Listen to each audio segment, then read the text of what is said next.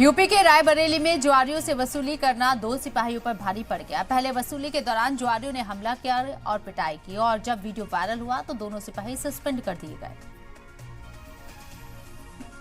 T shirt में खड़ा ये शख्स यूपी पुलिस में कांस्टेबल है, लेकिन वो इस वीडियो में जुआरियों से घिरा हुआ है। कांस्टेबल पर इल्जाम है कि उसने जुआरियों से पैसे की वसूली की। कांस्टेबल पर वसूली के साथ मारपीट करने का भी इल्जाम है। इस कांस्टेबल को वहां मौजूद लोगों ने घेर लिया, जिसके बाद वसूली उस पर भारी पड़ गई। जिसके बाद न सिर्फ उसे पैसे लौटाने पड़े, बल्कि लोग उसका फोन छीनने की भी धमकी देने लगे। अब आप इस वीडियो को देखिए। हेलमेट पहने बाइक पर बैठा ये शख्स भी रायबरेली में कांस्टेबल है। वसूली के इल्जामात से इस कांस्टेबल को भी लोगों ने घेर लिया, इससे बदसलूकी की।